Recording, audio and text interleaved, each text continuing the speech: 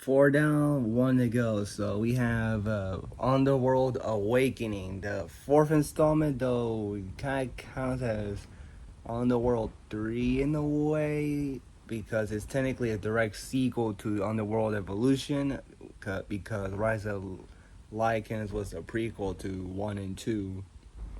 And in this film, Salim runs away from the human police, but she gets captured by scientists and is considered subject one.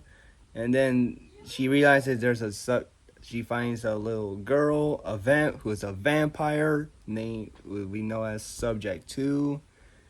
And then later, she gets captured, and then Celine tries to find her and stop the Lycans and other stop the Lycans.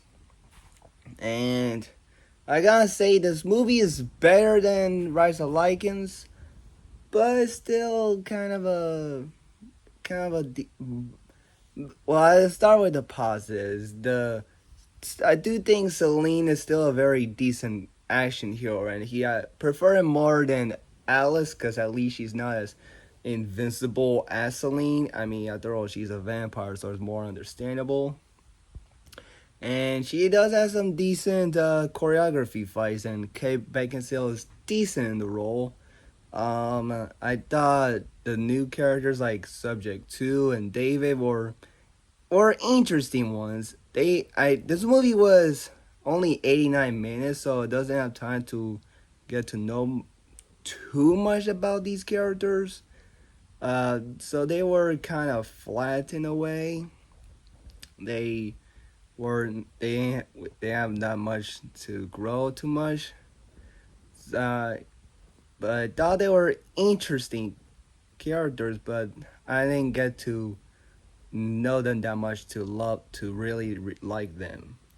So, um, and I thought the main villain was kind of forgettable. Honestly, forgettable.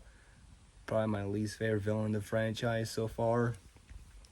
But I thought the idea that this movie has more humans and there's one human ally in the movie. Thought that was a very interesting idea where we have scientists and police as antagonists of this movie. Where in the opening, police are